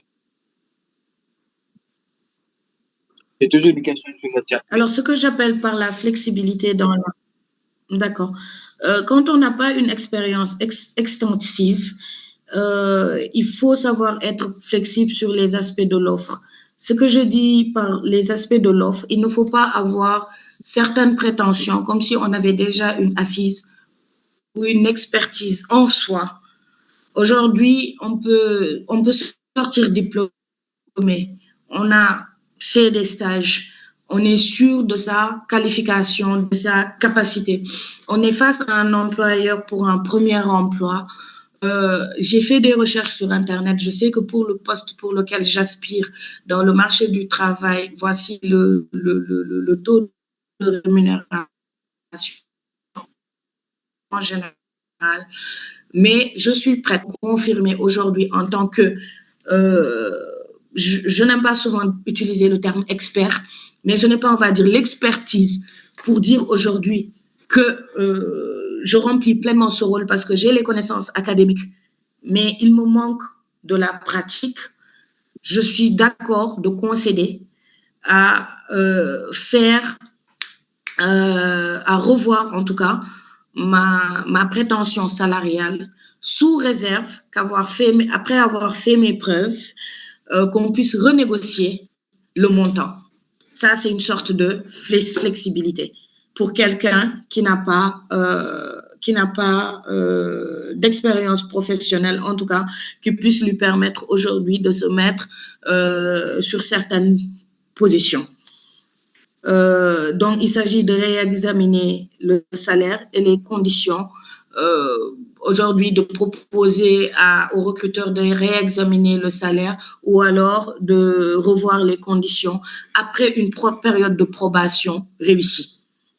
C'est ce que j'appelle, en tout cas, la négociation quand on est primo-entrant dans le marché du travail sans expérience. Bien, merci beaucoup. Merci beaucoup, Nafissatou, pour ces éléments. Ndiogou Faye, est-ce que vous êtes là? Oui, monsieur, je suis là. On vous écoute, Ndiogou, allez-y, vous avez la parole. Merci beaucoup pour l'honneur. Bonjour à tout le monde. Merci vraiment à Madame Nafissatou pour cette brillante exposé. Moi, je voulais exposer un peu ma situation par rapport au thème, quoi. Là, actuellement, j'ai rejoint mon entreprise en tant que stagiaire. Et après plusieurs renouvellements, l'entreprise a décidé de me retenir en CDI.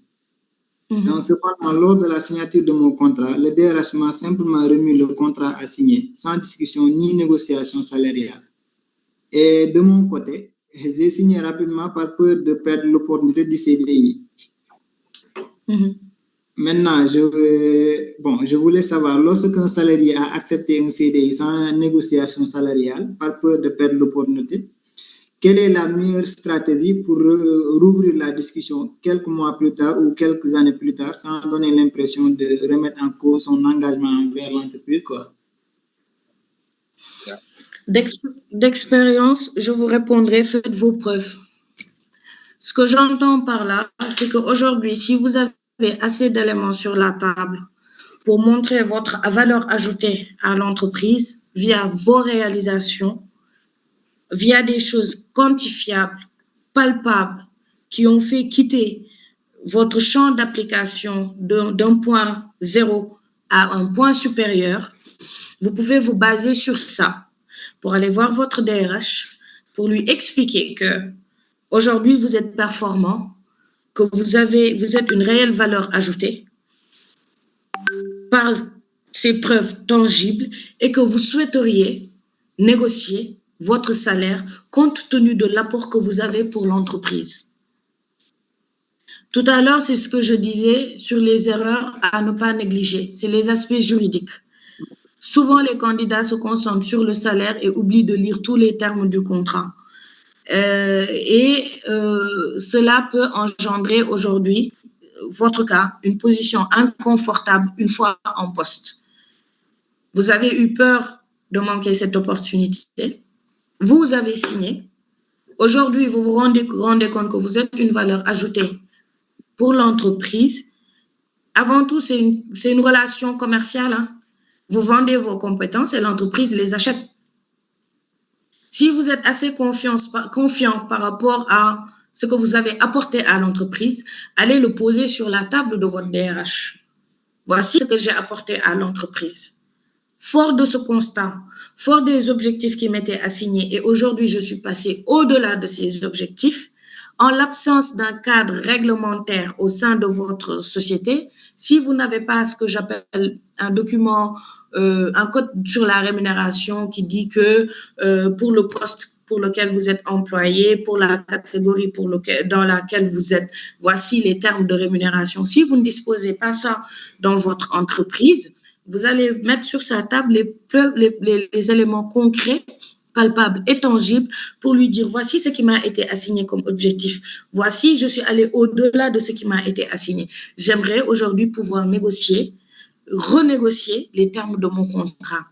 À défaut, si vous savez que vous avez les capacités nécessaires, que vous êtes assez outillé, et que votre DRH, face à votre proposition de renégociation, vous êtes sûr qu'aujourd'hui, vous pouvez avoir plus, mieux, par rapport à vos compétences qui sont avérées, qui sont prouvées, ben vous allez voir ailleurs. Vous vendez des compétences et l'entreprise achète vos compétences. C'est tout simplement ça. Bien. Merci beaucoup, Nafissatou. Je retiens de votre réponse que tout contrat peut se négocier en cours. Ça veut dire c'est pas qu'on a signé un CDD ou un CDI qu'on ne peut plus négocier. Donc, en fonction de votre importance dans l'entreprise, donc de l'importance en tout cas que vous occupez dans l'entreprise, vous pouvez toujours à ces moments-là demander une renégociation, une revalorisation par un avenant au contrat. Tout à fait. Bien. Merci beaucoup, Ndiogu, pour cette belle question. Je rebondis sur une question de Awa Bokoum, toujours dans le cadre contractuel. Sur le cas de Ndiogu, est-ce que l'employé doit exiger le temps de lire le contrat et de connaître les clauses contractuelles? Exiger, non. Demander un délai de réflexion, oui. D'accord. Donc, juste demander un délai de réflexion. Oui, on peut vous proposer connaître les clauses contractuelles. Oui. Allez-y. Exactement. On peut vous proposer un contrat de travail. Vous lisez le contrat. Vous pouvez demander, avec la bienveillance qui sied, un délai pour la lecture de votre contrat. Vous allez demander ou 24 heures ou 48 heures, au maximum 72 heures. Enfin, je pense que quand même 72 heures, c'est par rapport à tous les candidats ou par rapport peut-être à l'urgence du poste. Vous allez vous retirer et relire le contrat à tête reposée. Si vous avez des éléments qui ne sont pas clairs dans votre tête, vous les notez.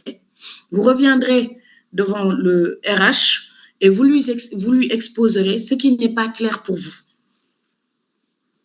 Et avec ce temps de réflexion, vous allez voir vous-même par rapport à vos objectifs, par rapport à ce qui vous motive pour ce poste, ce qui vous motive pour cette entreprise, ce que vous êtes prêt à concéder ou à ne pas concéder. C'est-à-dire ce que je disais tout à l'heure, il faut rester ferme dans ses aspirations, mais il faut rester flexible dans la négociation. C'est un échange constructif, tout simplement. Mais il n'y a pas d'exigence. Vous pouvez donc le responsable RH. Bien. J'ai deux questions sur le chat, Madame Dia. Oui, Ndiogu, vous voulez rebondir? Bon, je voulais juste confirmer ce que la dame disait, quoi, parce qu'après proposition du contrat, le DRS m'avait donné un exemplaire pour lecture, quoi. Il m'avait donné quelques jours pour relever le contrat. Mais c'est mon supérieur hiérarchique même qui m'avait dit que c'est bon, tu peux valider, hein, raison pour laquelle j'avais validé. Bien. Merci, Ndiogu, pour ce partage d'expérience. Alors, Madame Dia, il y a deux questions. Une question qui vous challenge et une première question que je vais d'ailleurs poser. Qu'est-ce qui fait la différence sur le marché de l'emploi en termes de compétences et qualité? De par votre expérience, qu'est-ce qui fait un peu la différence sur le marché de l'emploi en termes de qualité et de compétences? En fait, je n'ai pas compris l'orientation de la question. Qu'est-ce qui fait au-delà des diplômes académiques, quelles compétences et qualités sont demandées sur le marché de l'emploi? Alors, sans hésiter, c'est sur la base des soft skills. Aujourd'hui, si je recrute quelqu'un, au-delà des compétences, parce qu'avec les nouveaux métiers, on ne peut pas rester figé à une compétence technique. On est toujours en perpétuelle formation pour acquérir de nouvelles compétences. Mais sur les soft skills, c'est des qualités qui sont propres, qui sont innées à la personne ou alors qui ont été développées par la personne. Dans le milieu de l'entreprise, ce qui est important, c'est d'avoir ce part ou alors cette capacité de mensuétude, si je peux appeler ça comme ça. C'est-à-dire aujourd'hui pouvoir communiquer, parce que c'est la base. Communiquer avec les gens avec qui on travaille. Communiquer dans la bienveillance, communiquer dans le respect, communiquer dans la fermeté. Tout ça basé sur un socle professionnel. Parce qu'au final, toutes les relations qu'on peut avoir au sein de l'entreprise, comme je l'ai dit tout à l'heure, c'est des relations humaines. Aujourd'hui, on parle beaucoup de la gestion des ressources humaines. Je n'aime pas trop cette appellation. Parce qu'au-delà de ça, vous n'êtes pas des ressources. On n'est pas des ressources. Nous ne sommes pas à exploiter. Nous sommes des compétences et nous passons le plus clair de notre temps entre nous, plus qu'avec notre famille. La communication, savoir communiquer est la base. Donc aujourd'hui, quand j'ai en face de moi un candidat et que durant l'entretien, je me rends compte que c'est une personne bienveillante, c'est une personne respectueuse, c'est une personne conciliante. C'est des choses qui me font le voir dans le futur dans l'entreprise. En cas de crise, en cas de divergence dans son équipe, cette personne sera même capable de désamorcer des situations de crise. Donc oui, effectivement, aujourd'hui, l'art de la communication est une des soft skills qu'il faut beaucoup mettre en avant, selon moi, mon expérience. Parce que c'est l'art de cette communication qui permettra de désamorcer tout type de crise qu'il y aura au sein de l'entreprise. Yeah. Merci beaucoup. Et il me semblait qu'il y avait une seconde question. Oui, il y a une seconde question posée par la même personne. Alors, de par votre expérience professionnelle, est-ce que vous pouvez nous partager une expérience de négociation qui s'est bien passée ou bien qui ne s'est pas bien passée? En tout cas, qui a une astuce qui a fait tout basculer d'un côté ou de l'autre côté.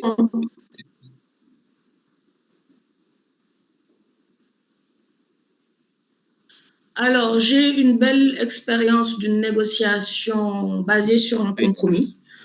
Il s'agissait de quelqu'un qui travaillait en mer, donc dans les navires, qui pouvait partir longtemps et qui pouvait voir sa famille durant l'année, on va dire 1 ou 2 mois uniquement.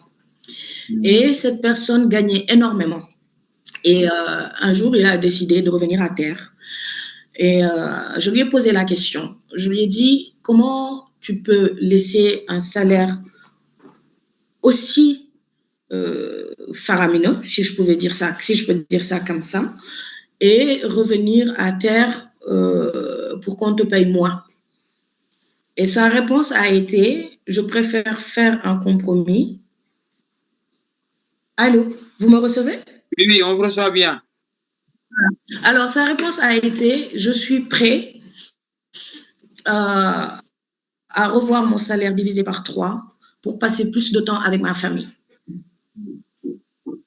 Cette négociation, en fait, je ne peux même pas dire ça négociation, mais en tout cas, je peux mettre ça dans une situation qui m'avait particulièrement marquée.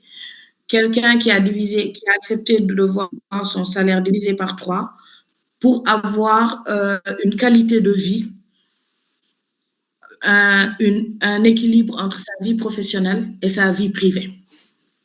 C'est quelque chose qui m'a marqué.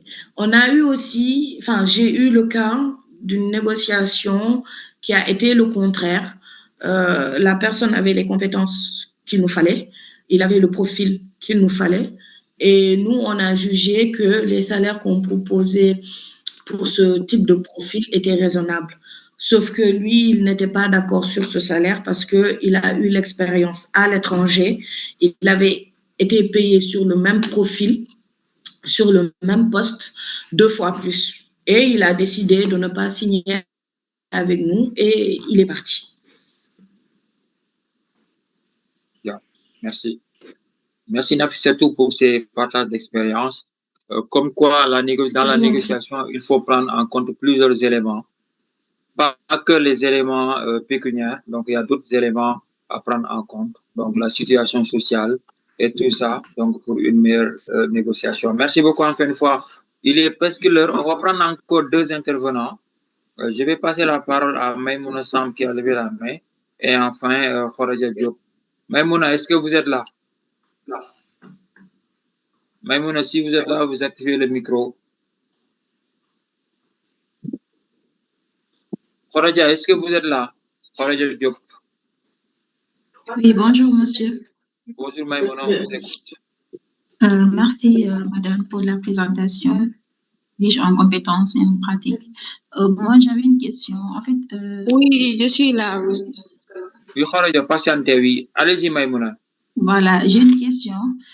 Si en entreprise, si vous n'avez pas beaucoup d'expérience, vous venez juste de rentrer dans le monde du travail, dans le monde professionnel, je veux dire, est-ce que si vous avez un peu d'expérience sur le numérique, comme par exemple les applications comme Word, Excel, PowerPoint, quelles sont les entreprises qui recrutent plus ces genres de personnes et dans quel domaine?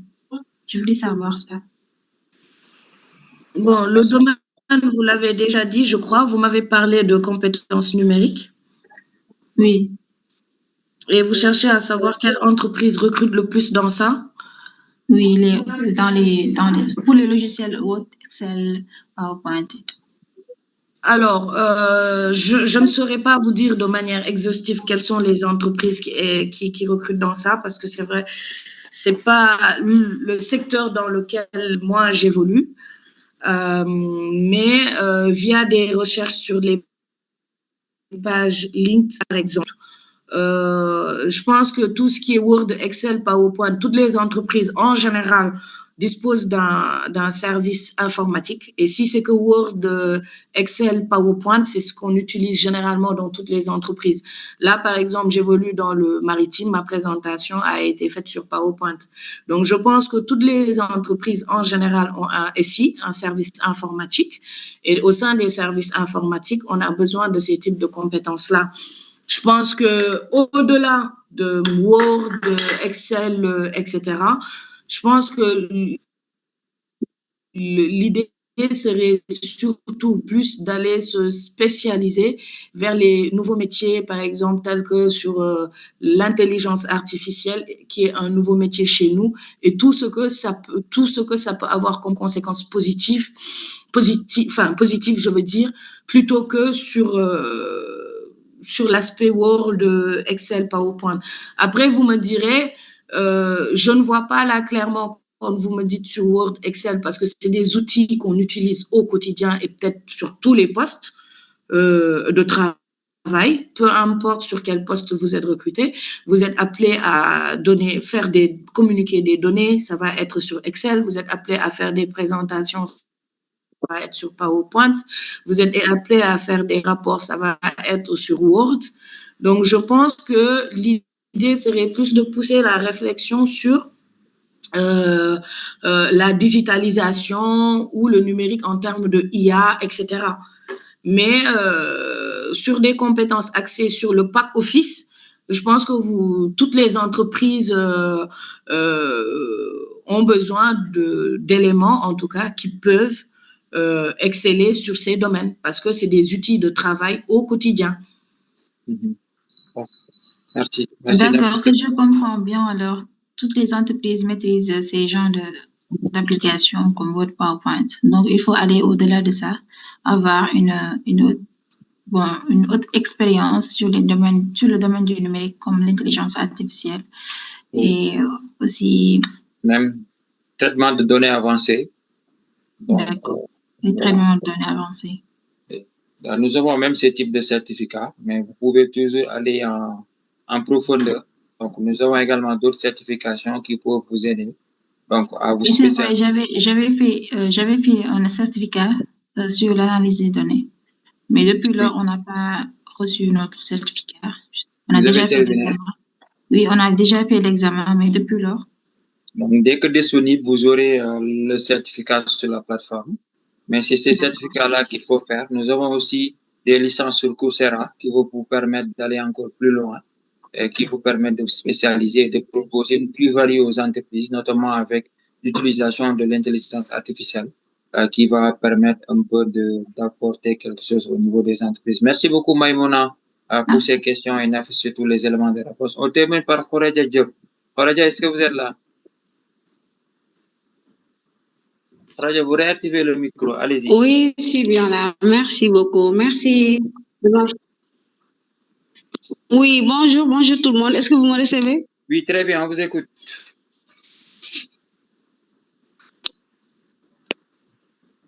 Ok, merci beaucoup pour la présentation. Merci, madame.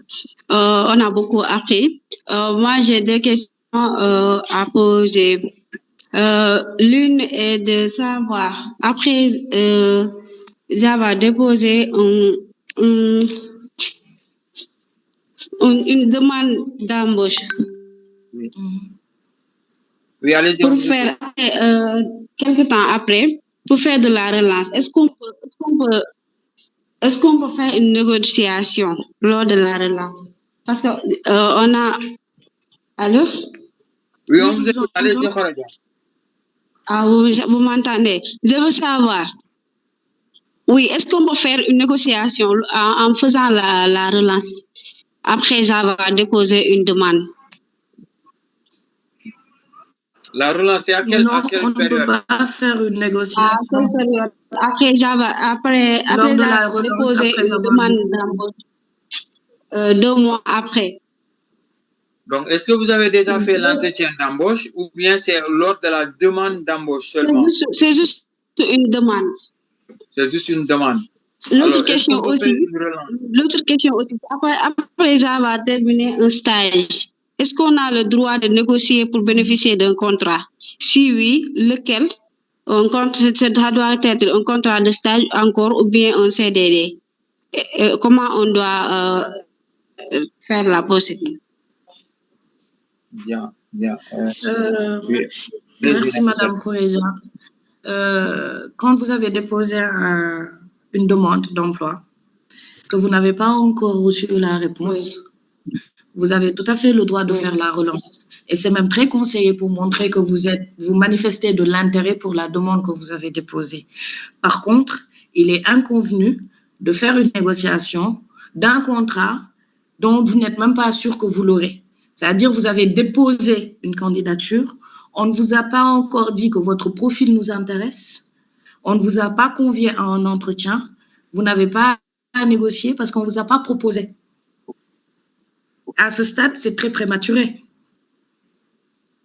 Si on vous avait appelé pour vous dire que votre candidature a été retenue et qu'on vous convie à un entretien, lors de cet entretien-là, vous pourrez, après avoir démontré la valeur ajoutée que vous serez pour l'entreprise, négocier le contrat ou alors tous les éléments du contrat. Mais au stade de dépôt de demande d'embauche, vous pouvez faire la relance, mais la négociation n'est pas encore au bon moment. Ça, c'est une chose. La seconde, vous faites un stage dans une entreprise, si j'ai bien compris. Le stage est fini. Vous avez bien le droit de déposer pour une demande d'embauche, mais si le stage est fini, vous ne pouvez pas aller vers une négociation alors qu'on ne vous a pas dit que votre profil nous intéresse pour travailler. En fait, la négociation, elle arrive quand vous avez de l'intérêt pour l'entreprise qui vous contacte pour vous dire vos compétences nous intéressent, on aimerait travailler avec vous et sur cette base, voici ce qu'on vous propose. Et à partir de ce moment où vous voyez ce qui vous est proposé et en fonction de vos arguments, de vos compétences, de votre valeur ajoutée, vous pouvez vous permettre de négocier. Merci. Merci Nafissatou pour ces éléments de réponse. Merci Fouredia. D'accord, madame, merci beaucoup. Je vous en prie. Bien. Merci. On termine par une question sur le chat Nafissatou. Comment gérer la question en entretien sur la prétention salariale? Quelle astuce, en tout cas, doit donner le candidat, doit trouver le candidat pour sortir de cette question? Pour la prétention salariale, en fait, souvent, on pense que c'est une question taboue. Moi, je dis souvent, c'est une relation de vente. J'ai des compétences à vendre. Vous voulez de mes compétences et vous cherchez à les acheter. D'une manière très réfléchie, d'une manière très posée, quand je suis allée faire mes recherches sur Internet pour voir le marché du travail, quand je me suis renseignée sur la situation financière de l'entreprise, je peux aujourd'hui, quand on me pose la question de savoir quelle est votre prétention salariale, pouvoir avancer un montant. Et ce montant, ce sera un montant raisonnable et réfléchi. Parce que, d'une part, je suis partie chercher les informations sur le marché de l'emploi dans ce secteur, sur les profils dans ce secteur, sur la rémunération du profil et du poste dans ce secteur.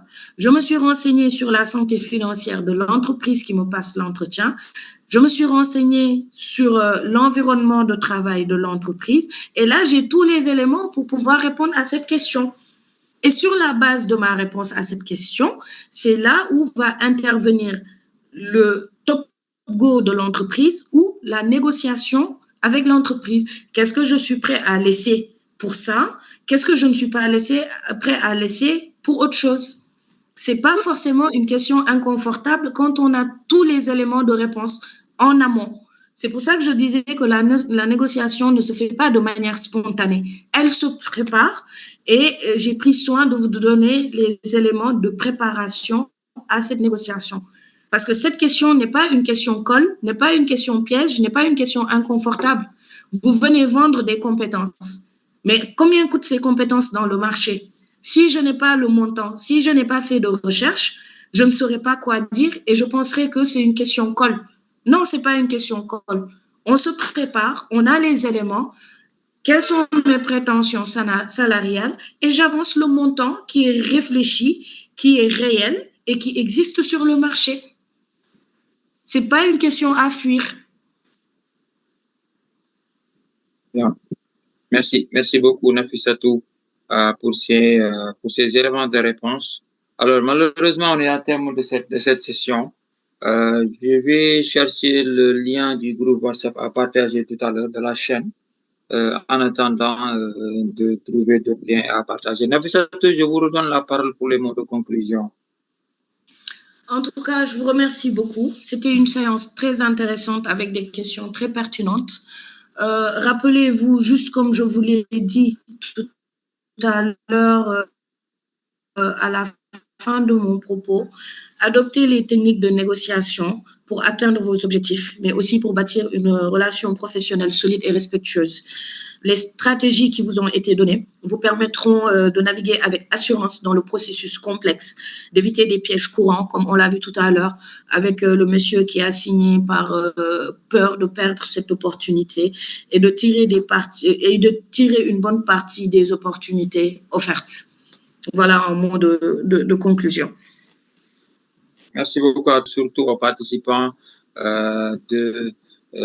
d'avoir participé à cette session de passeport pour l'emploi. Donc, je rappelle que les sessions renforcer l'employabilité de nos participants en leur donnant des éléments de contexte par rapport au marché de l'emploi, en leur donnant des bonnes pratiques par rapport aux outils de recherche d'emploi, en leur donnant des bonnes pratiques par rapport à la négociation de contrat, à l'entretien d'embauche.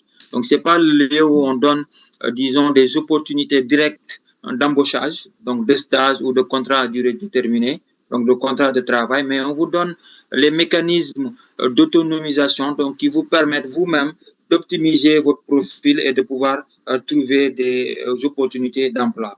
Au-delà de ces webinaires, il y a le programme Force N qui vous accompagne avec des mécanismes, des dispositifs qui sont là. C'est la même occasion, c'est une occasion pour présenter l'un des dispositifs à Nafissatou. Nous avons un dispositif qu'on appelle Recrutel.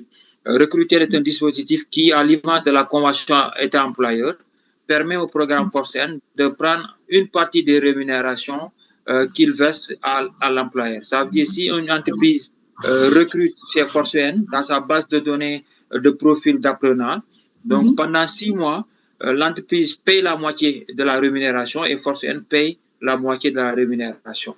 Si l'entreprise paye 200 000, nous versons dans 50%, donc nous versons les 100 000 et l'entreprise paye 100 000. Donc, nous avons des profils diversifiés avec des connotations. Certains sont spécialisés dans le numérique, d'autres sont des profils classiques avec une plus-value dans le numérique, donc des certificats que nous avons. Donc, si votre entreprise ou en tout cas vos collègues RH sont intéressés, donc nous avons ces profils. Donc, c'est ces dispositifs-là que le programme Force N met à disposition de ces apprenants pour faciliter l'insertion. Ce n'est pas comme les jeunes filles. Hein. Il y a d'autres dispositifs comme AMI, Agence Multiservice Indépendant. Donc, ça, c'est plus pour les freelancers, donc ceux qui travaillent en indépendance, donc en freelance. Donc, nous assurons une rémunération stable de 50 000 par mois. Donc, eux, ils vont gagner dans leur commission, tout en sachant que chaque mois, il y a une rémunération de 50 000 qui est donnée. Ça leur permet, surtout lorsqu'ils sont dans leur début, le temps de développer le portefeuille clientèle, d'avoir de quoi, en tout cas, couvrir leurs déplacements, etc., etc. Donc, l'entreprise bénéficiaire va juste payer les commissions. Nous assurons la rémunération mensuelle aussi pendant 6 mois. Donc, nous faisons également d'autres mises en relation. Donc, c'est ces dispositifs de facilitation à l'insertion que nous avons. Mais les webinaires-là, en l'occurrence, donc, ont pour objectif de renforcer, de consolider l'employabilité de nos jeunes apprenants en leur donnant en tout cas les bonnes pratiques sur le marché avec des personnes expérimentées comme Mme Nafissatou Dia qui viennent témoigner leur expérience à travers une présentation sur une thématique. Voilà ce que je voulais apporter. Encore une fois, merci beaucoup. Je repartage le lien de la chaîne WhatsApp donc, où on partage toutes les informations, éventuellement les enregistrements. Donc, ça va être partagé avant la session prochaine. Donc, tous les enregistrements du mois de juin. Encore une fois,